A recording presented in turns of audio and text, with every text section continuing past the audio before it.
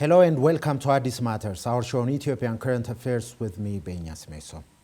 For nearly 3 decades, Ethiopian statehood was founded on ethnic-based federal structure.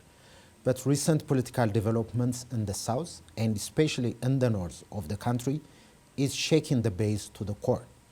Is Tigray becoming a de facto state, heading towards secession? I have 2 guests to look deep into the matter. William Davison, Senior Ethiopian Analyst at the Crisis Group and founding editor of Ethiopia Insight.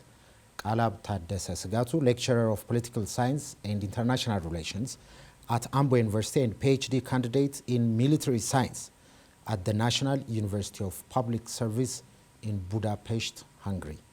Welcome to the show and thank you for your time, views and insights.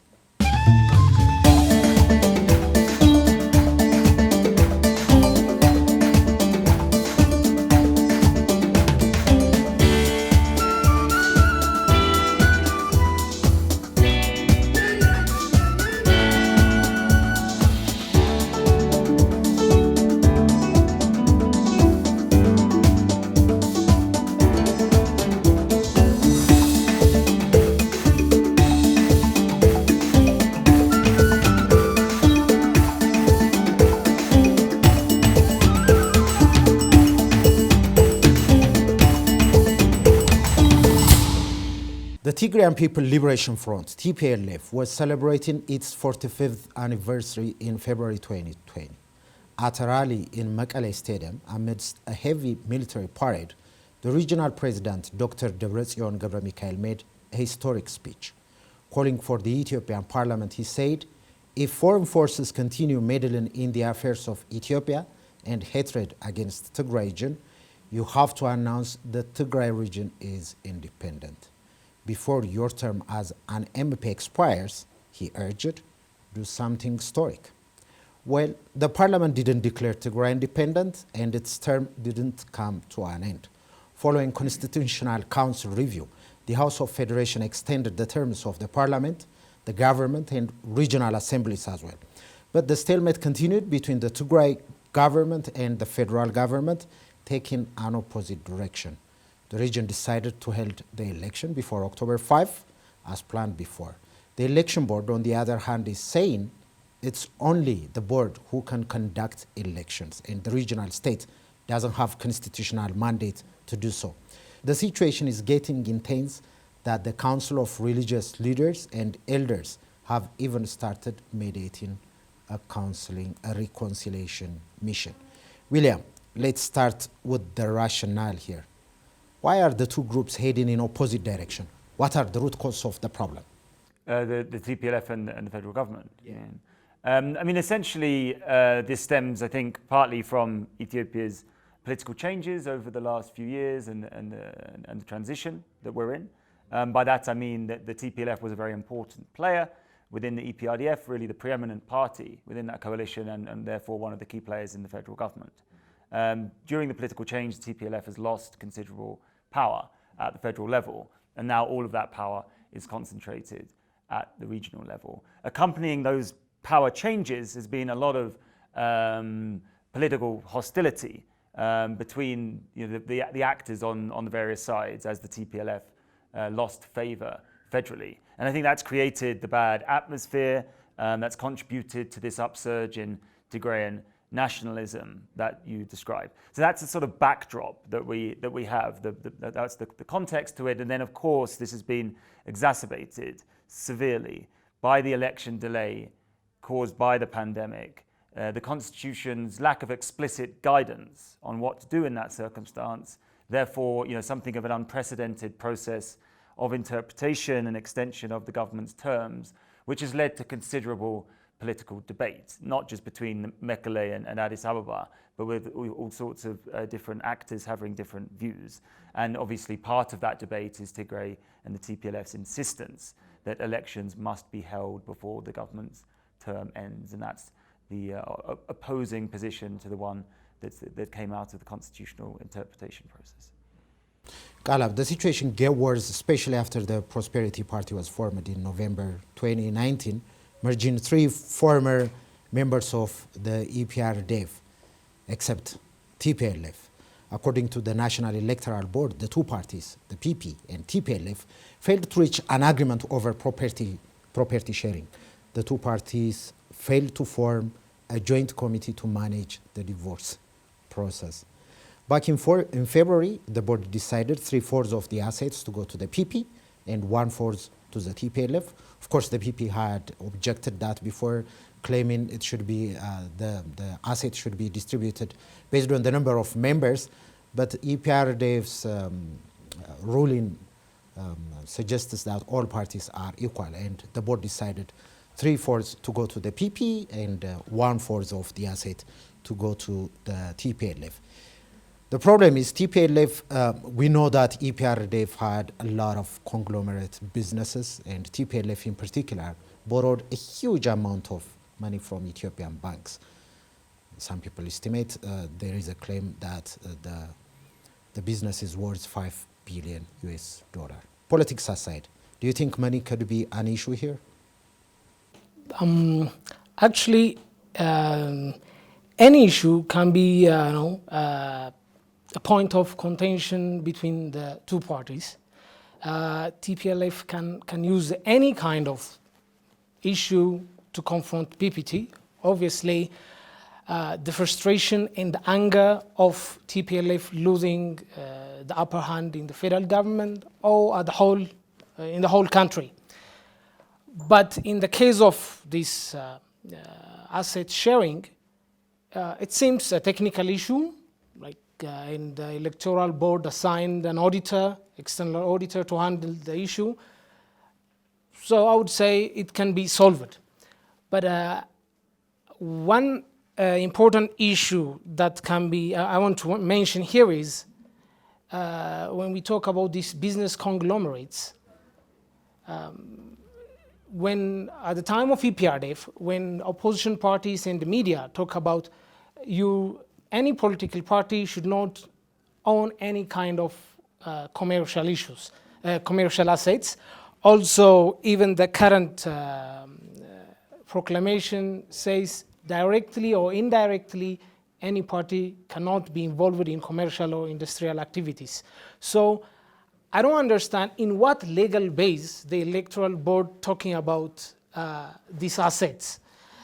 They might claim there are buildings and cars of the parties, but we know that like they have all the former four parties have their own business.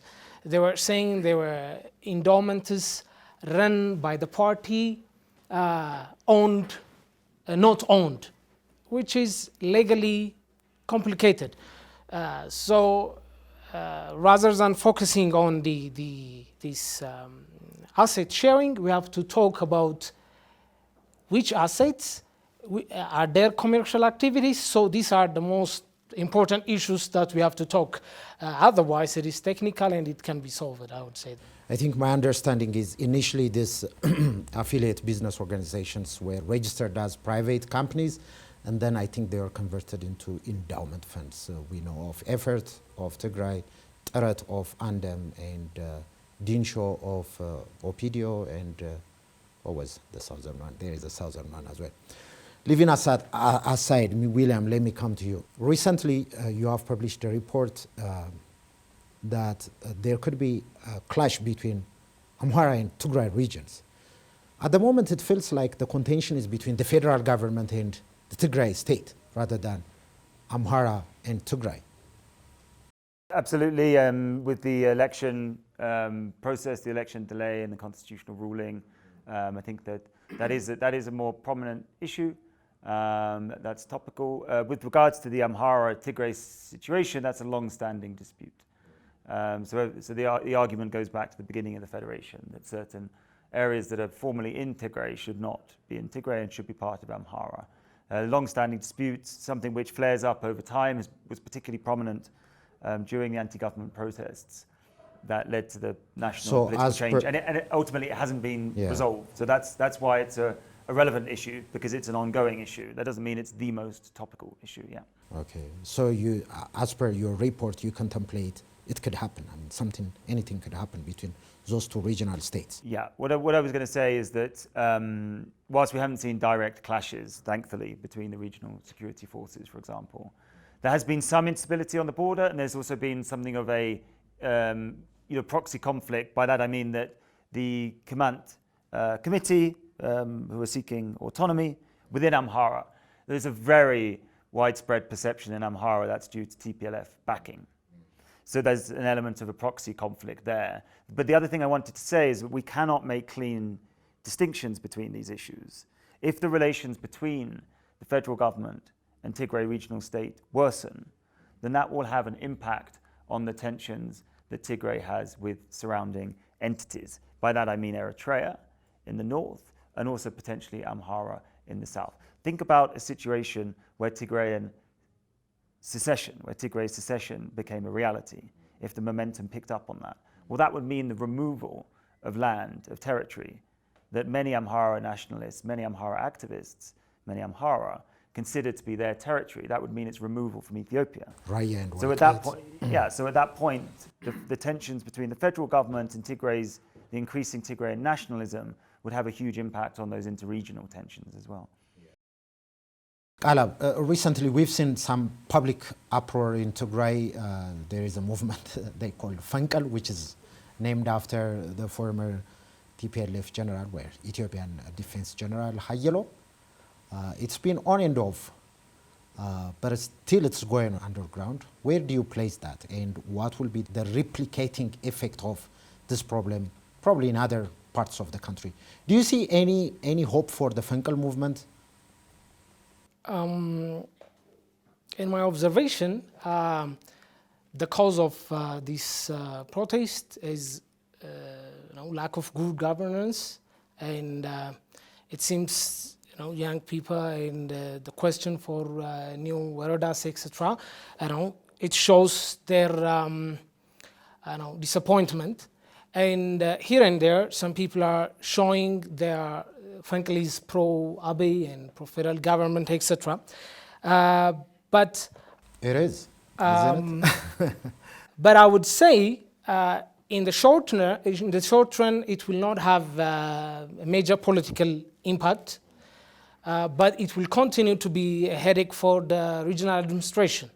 And I don't see any replication in the other states because including the newly established regional state Sidama, all the ruling parties are members of like PP, Prosperity Party, and same type of protest against the regional government is less likely. But for example, we are seeing in the southeastern and the western Ethiopia, in the Oromia region, there is armed groups, but it is not a popular protest. So I wouldn't say it is similar. Also, in the Sidama zone, we see both the administration and the general population is against the PP or the federal government. But I don't see a similar protest. Yeah, Fenkel is like, in my understanding, it's the new version of the Kero and the Fano in Tigray. William, there are new political groups emerging in Tigray, such as Baitona, Wayane Salsawi, and just this weekend a new party was also formed, the Tigray Liberation Party. TPLF for the last almost 40-50 years has been a dominant political force in the region. Do you see any difference coming as a result of the new players, the new parties? No, I don't think I see a sort of major, I don't see sort of imminent seismic political change in Tigray. And I think a bunch of those new parties that you mentioned, they're sort of outflanking the TPLF in terms of Tigrayan nationalism. So we could see an impact there because I think it will lead TPLF leaders to be more accommodating to secessionist arguments, let's say. So I think it will have that sort of impact. There's a big question here. I mean, if we're talking about a regional election, which is going to be kind of run autonomously by Tigray, clearly there's a massive issue there about how much opportunity there will be for these opposition parties to compete. fairly? What sort of oversight is there going to be of this election? Obviously, the TPLF is very much the dominant force in the regional state. So, we imagine we might have a kind of scenario there that we saw in 2010 and 2015 nationally replicate itself on a regional level. So we see a bit more political diversity. But I think, because of the TPLF's dominance, because of the opposition fragmentation, because of the Tigrayan nationalist nature of the opposition, and then because of what I understand to be a genuine increase in feelings of Tigrayan solidarity, which is lending itself to support for the TPLF, even by those Tigrayans who may have many reasons to dislike the TPLF. I think, given that increase in solidarity because of the broader circumstances, it will probably lead to a fairly comfortable TPLF. Okay. Yeah, I would like to stay with you, William. You've mentioned the role of foreign players such as Eritrea, but TPLF, it seems, has inviting foreigners to get into the affairs of the situation, and it has written later to international community, including the UN. In my view, I think Eritrea will have an immediate interest, and Egypt would probably have an immediate interest in this issue as well. And the wider Arab world and Middle Eastern countries could follow next. But globally, we have a very popular leader in Prime Minister Abiy Ahmed. It would be hard for TPLF to easily pass that. What role do you think the foreign players can have in this process? I think we have to think about the trajectory that we're on here. You referred to Prime Minister Abiy Ahmed's popularity. This was ultimately a popularity that was gained in 2018. He came to power, he undid and criticized these authoritarian practices which the TPLF was obviously prominent in, and then went on to engage in the political liberalization and the peace deal with Eritrea. I would say since then, I don't think his popularity has risen. And with the difficult political territory that Ethiopia is moving into, and then we must also think of the Renaissance Dam issue as well, because as much as that might provide domestic support to the Prime Minister, it's going to make the international environment more tricky. But if, for example, there was, let's say there was a federal intervention in Tigray to try and prevent what the federal government saw as an illegal election, I don't think it's obvious what the international reaction to that would be. I'm not saying that they would come out in strong opposition to it, but it might do something to diminish the Prime Minister's international political capital and the international standing of the government. So when you see the TPLF playing these cards, which included writing a letter to the president of Crisis Group, by the way, I think the TPLF is looking at this situation as a constitutional crisis. They're seeing a trajectory which is worsening, which might lead to conflict. So they're trying to get out ahead of that and make their claims, to outline their position about why they are the ones who are acting in a constitutional and democratic manner. So I think we have to think of this in terms of how the situation is going to develop and how the international actors will perceive that. Does this probably lead us to the de facto state some people were referring to? I mean, let's hope not, because how is that going to be done peacefully? I don't think it can be done peacefully. So, we see the talk of it, and it's easy to understand the sort of political logic of it, I suppose, both by those who are genuinely upset, but who are appealing to nationalist sentiment, like political actors are doing all over Ethiopia. We could also see it as part of a bargaining strategy between the Tigrayan elites and the federal government. But actually, as an actual political program, it promises destruction and violence, as I understand it. But practically it seems, Kaleab, you can add on this, practically it seems Tigray is already, sort of a de facto state. I would disagree strongly with that. Yeah? Yeah. For me also, what TPLF want to show is, without them in the central government, there is no peace in the country. That's I would say the only thing they are different from the rest of the states. They have relative peace. They tried in the COVID-19, but there are some cases, so they fail on that. But on the other cases, the universities are peaceful. So the activists and the leaders, they are talking about the de facto independence. It is not achievable, and they didn't achieve it. They achieved it only in the case of the relative stability and peace. With the Prime Minister disagrees. He said, there is no peace because you are intimidating the opposition parties. So I would say this is not a realistic issue. William, you said you strongly disagree, but the Tigray state seems to go in its own manner. I mean, it declared a state of emergency when COVID arrives in Ethiopia in March, before the federal government did so.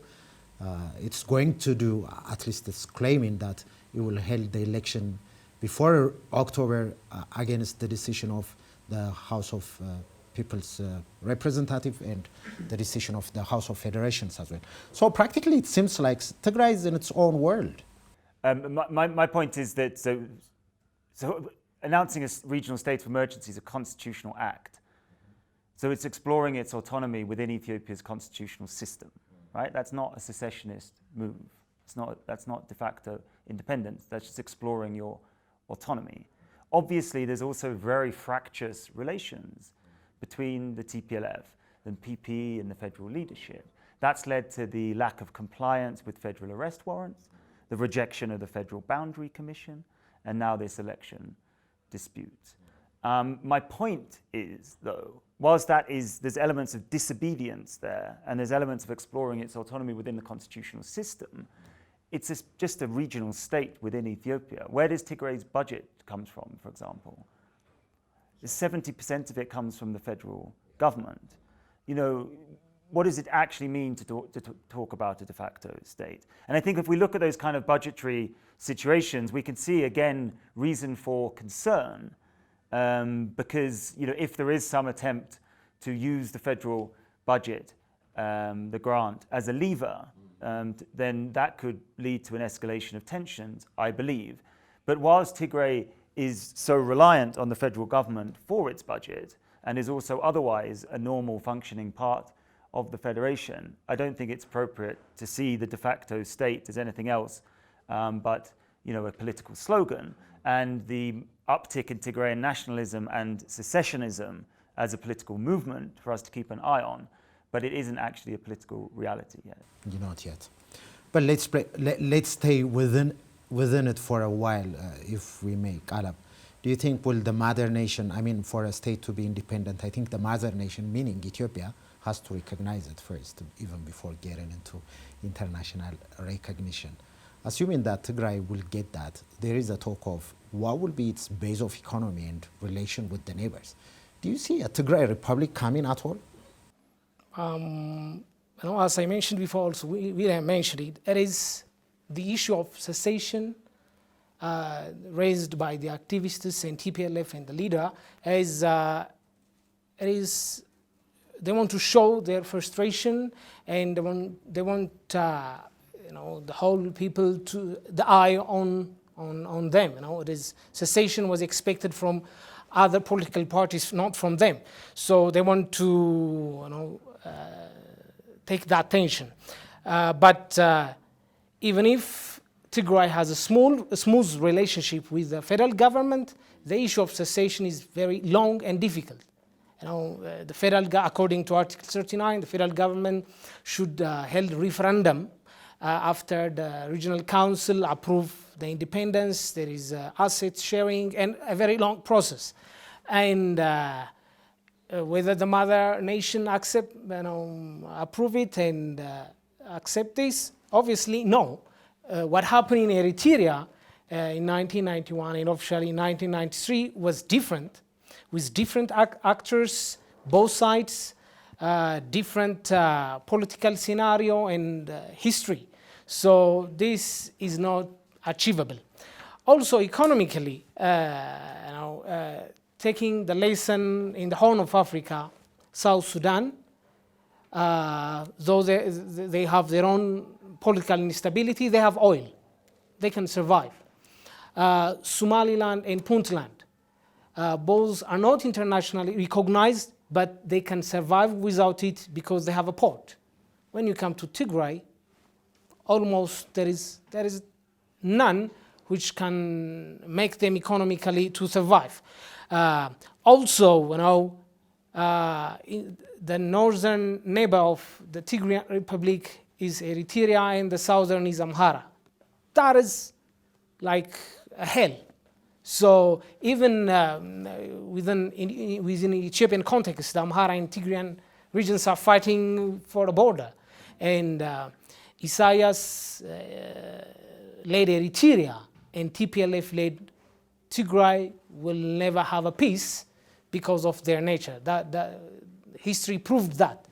So it is almost impossible, and I would say the TPLF and the activists reading this, as a bluff.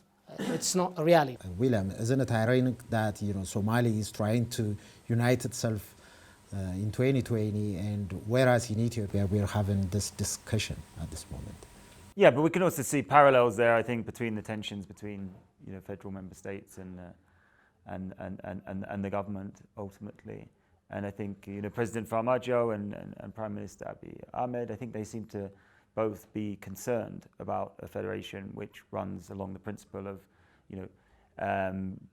genuine regional autonomy, and seem to prefer, yes, a federation, but one where there's also a strong central government there.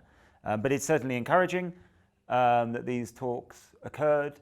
Hopefully they'll continue, and I cannot see any way forward in terms of the Tigray federal government dispute and some of the other political disputes in Ethiopia unless there is a similar embrace of negotiations. For a moment, let's move down to south. In southern Ethiopia, we have a similar situation. The Sidama zone has officially become a Sidama state. There are more than 10 requests to be regional states in the southern region, and it seems like this issue is replicating itself in the whole of the country.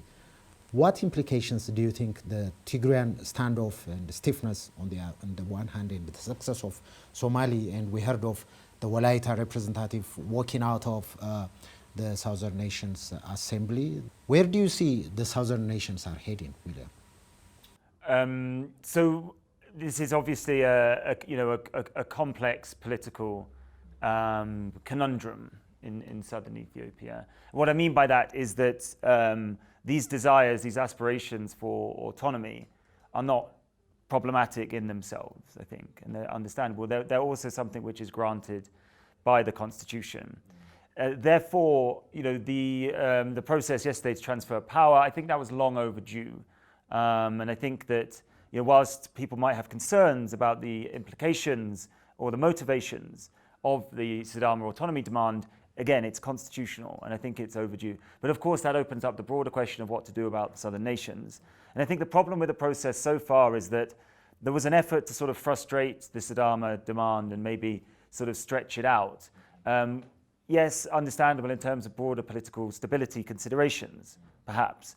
But it means that we haven't really moved that further forward with the discussions between the various southern ethnic groups and zones about what the sort of optimal or acceptable arrangement is down there.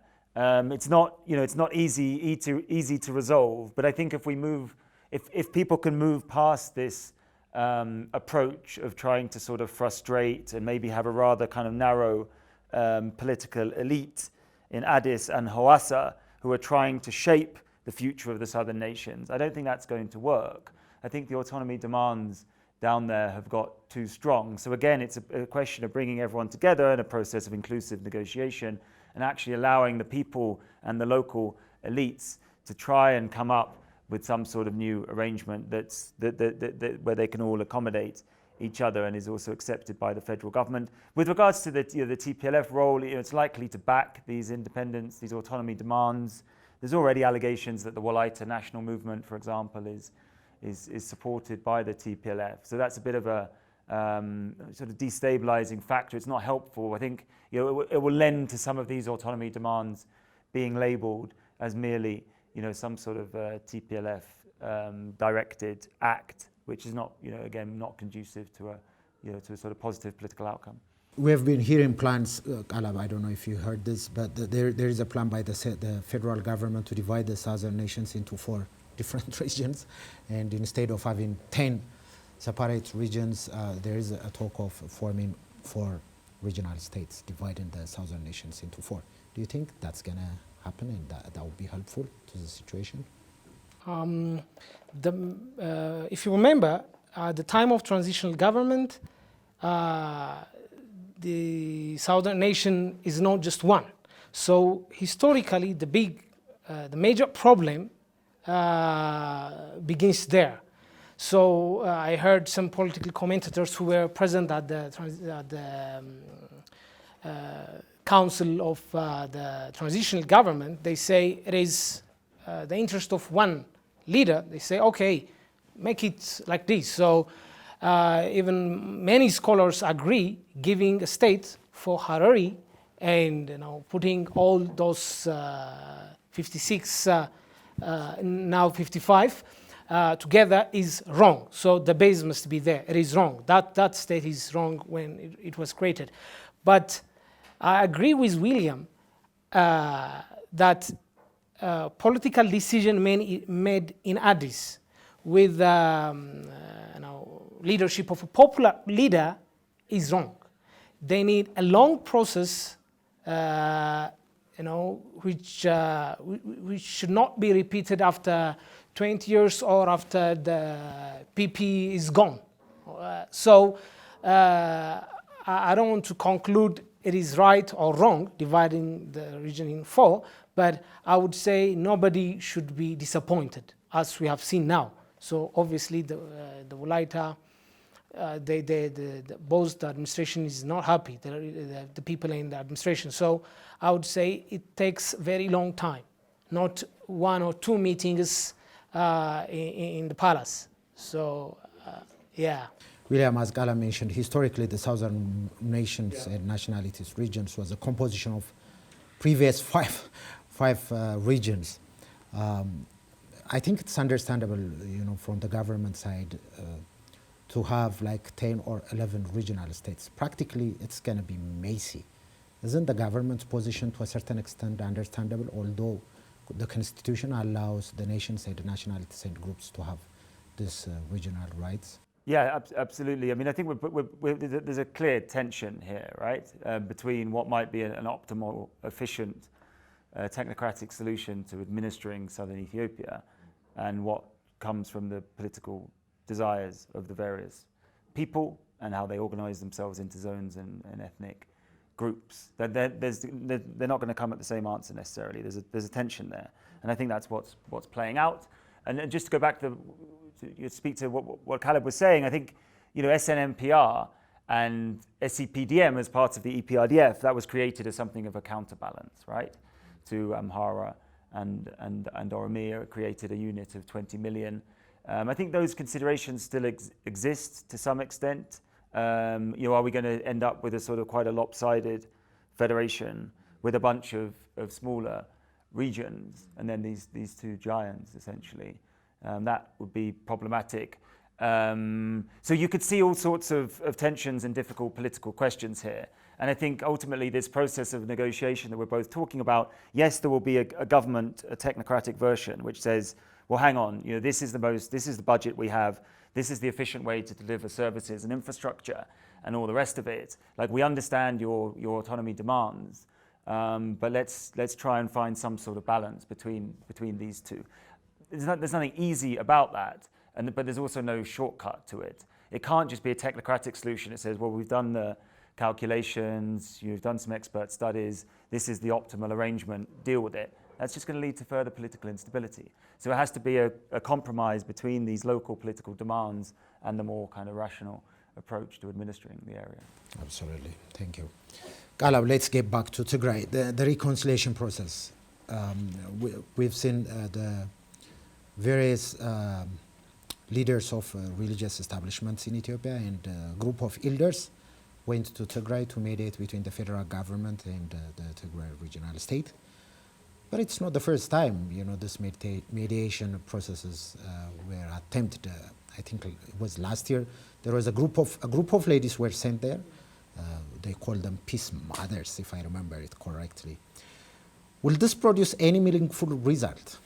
Or is it just an attempt to buy some time to devise a strategy to knock an opponent down? Because some people consider, the religious leaders and the elders were sent to Tigray by the federal government, although both the federal government and the elders themselves said they haven't talked about it. It was not planned together. Do you think it will produce any result? It is hard to comment on this without knowing the modalities, how these elders address the issue. What is their proposal? Is there any give and take issues between the Tigray government and the federal government? But I would say they might talk about the demands of the election, one major point, because if, in my observation, if the Tigray administration held an election, it will be a major point to defy the federal government and the federal houses. Both the two houses decided that, the demands, but if they do that, it might be a stepping stone to the de facto issue, though it is complicated how they will hold the election. That's a long process, but this is one major issue the elders might talk about. But as you said, some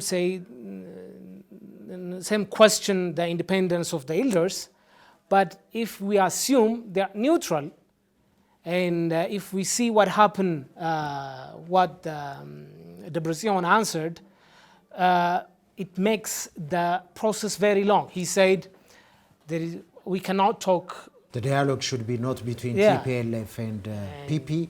It has to be a national dialogue of all dialogue. So, groups, including all the groups and all the states. So if we are thinking about adding all the groups, anti-Abiy groups in this negotiation table, this is not an easy issue. It will take a very long time. So it might be a good strategy for TPLF to make the mediation very long.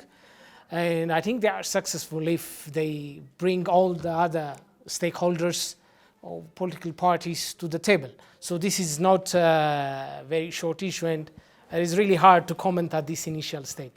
William, do you have any view about the reconciliation process? Is there hope for it? Yeah, so I think the point here, the key point here is that if the election goes ahead, then it does look like they're on some sort of collision course, right?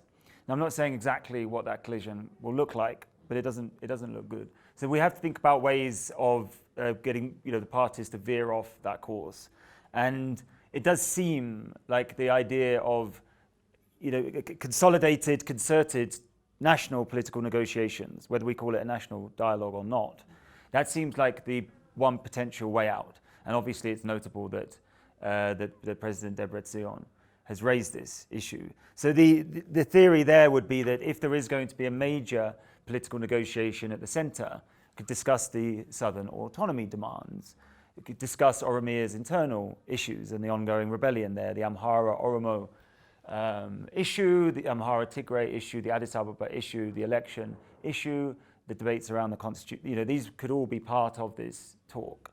Now, if you have that kind of process going on, now that seems like something where you could bring TPLF into the fold, and then maybe they could be convinced not to pursue this autonomous election course. I'm struggling to see other ways out of this, because it doesn't, as I see it, there's no chance that the federal government is going to bless this regional election, let alone administer it. So therefore, Tigray and Tigray's government would end up as illegitimate in the eyes of the federal government. I think that would bring problems. And at the same time, it seems very unlikely at this stage that the TPLF is going to back down from the pledge to run an election, because that's not in their nature and they would lose too much political credibility locally. So therefore, the only way I see out of this is, like I say, a consolidated, concerted negotiation at the centre, which TPLF can be a part of. If the elders can do something to bring that about, however they do it, there's talk of dropping prosecutions, easing prosecutions. There's other issues that maybe can be done, looked at to build up to that. But if the elders are focused on trying to begin to negotiate TPLF participation in this, then that could be positive. We are approaching an end, but last question probably, William, to you. The GERD issue seems to be taken into the middle of the tension between PP and TPLF. The Ethiopian ambassador to Russia, Alemayehu Tagenu, the former Minister of Water and Irrigation, said Debretsion Gebre Michael had been a problem. Where do you see, I mean, my personal feeling is bringing such a huge national issue into a party affairs is very bad move from, I don't know, from the ambassador side or from the PP side. Do you think it's a healthy development? Absolutely not, no. I mean, I think, Ethiopians have to think collectively here, right? What do their opponents want? They want to see as much internal division as possible. So I understand this quite heated political debate that's going on between sections of the Ethiopian elite. But I think that kind of comment at this time is just music to the ears of Ethiopia's external enemies. There's also irresponsible comments coming from the other side as well. People, Tigray and nationalists disowning the dam and this type of thing, even though it was, a project very closely associated with the TPLF Prime Minister, Meles Zenawi. Very unhelpful, and I think, not helpful to heal Ethiopia's internal divides, and not helpful for Ethiopia's international position either. Absolutely. Kaleab, would you like to add anything on the reconciliation process and what's needed to resolve this issue, the tension between Tigray and the federal government? Concluding remark.